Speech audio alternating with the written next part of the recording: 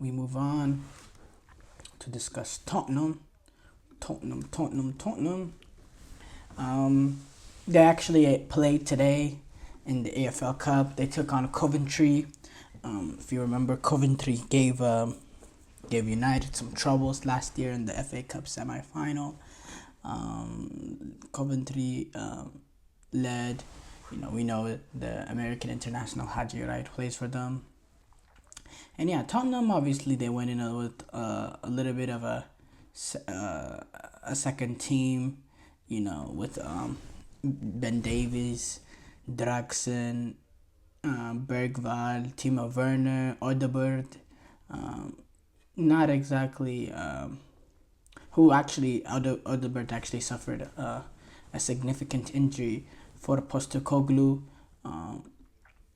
Postecoglou announced, but yeah, Tottenham, they were able to get the win. They went down actually in the 63rd minute to Thomas Asante's goal, but Jet Spence in the 80th minute was able to equalize before Brennan Johnson, who they were both second half substitutes as well, was able to get the winning goal in stoppage time, 92 minutes. Obviously, I'm not going to give you a tactical breakdown. I would be 100% honest. I did not watch the game. I was tuned into the Champions League ties that were going on at similar times. But yeah, the Spurs late show saves them in the EFL Cup. But moving on to Tottenham, we know, Tottenham has had clear issues this season, in my opinion. They've had 4 games in the Premier League. And in every single game, they've been, in terms of general play, in terms of being able to control possession, create opportunities or have moments that they should be creating, clear-cut opportunities. Just in terms of general play, being able to control the ball, being able to be the protagonist, to be more on the attack. In all 4 games, they have outplayed the opposition. In quote unquote, they have outplayed, but they haven't been clinical enough. They've lacked the ruthlessness and the cutting edge in the attack, specifically in that final third, which is the main reason why they have only 4 points only in this Premier League campaign, with 3 bad results, drawing in the opening game against Leicester, a team that they played completely out of the park, just lacked that ruthlessness to put them away when they had their opportunities to, and allowed Leicester to stay in. Against Newcastle, sort of the same thing in terms of really dominating the game, but despite having real dominance, not being able to take advantage of it, and then individual moments from Newcastle playing in transition, in which also the combination of why Tottenham hasn't had success this season so far to start off the season in the Premier League is that they're able to dominate games in terms of possession and in terms of being the protagonist, but when they get into the final third, they lack that clinicalness and cutting edge. But on top of that, they're pretty open defensively as well because of how high that they play. And when you're playing really that high, you're vulnerable to the ball over the top, to transition moments, and if you don't take advantage when the opportunities come, whenever the other team finally gets a chance to attack, they will have so much space and so much room to play in behind, and it'll just take that one moment, and Tottenham find themselves dominating the last 30-35 minutes, but Newcastle is the one that scores, or Arsenal is the one that scores. And it's been the same story so far to Tottenham's. In every 4 game, after every single game, besides obviously the Everton game in which they just dominated Everton, in the 3 games that they've been unsuccessful in,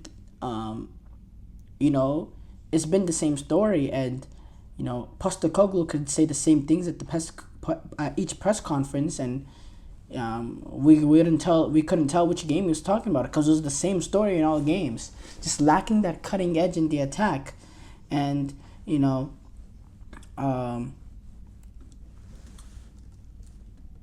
and look, there was the that opening day, Solanke was Solanke did have a few opportunities, couldn't really take advantage. That second game that they were disappointing in against Newcastle, he wasn't involved, so we gave them a little bit of a pass for that. Against Arsenal, he was involved, and look, against Arsenal, yes, Arsenal defended really, really well, but Solanke didn't have a few opportunities. He had one half opportunity on a back post header that, that it was tightly marked on, and he made the best out of nothing, which is sort of which is what he was brought in to do, but not enough balls played in, not enough cross sent in, not enough times where they took the risk and played the ball into space for Solanke to have a strike. He didn't really find himself in opportunities to score. There was not good enough service for him in that Arsenal game, and at the same time, Arsenal did defend really, really well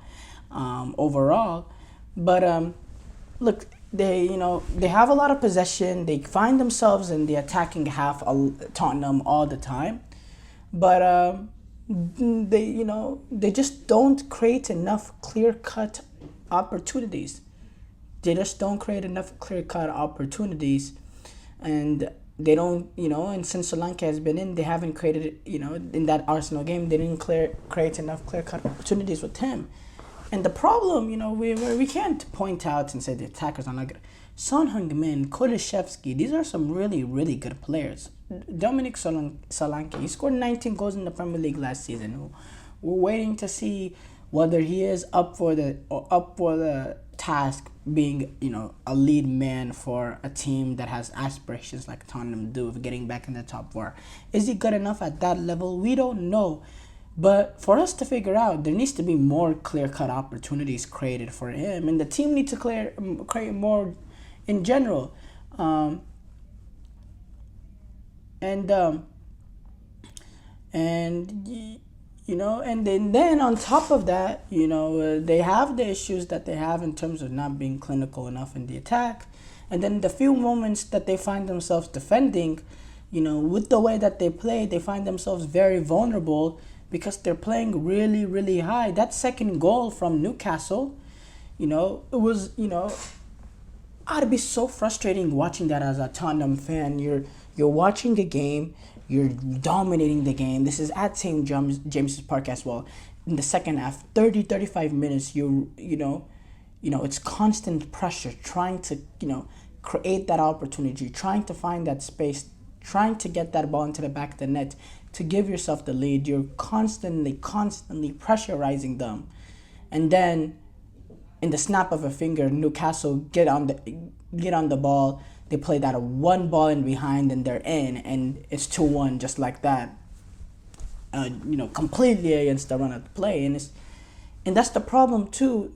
How high they play their defensive line is it's been described as suicidal.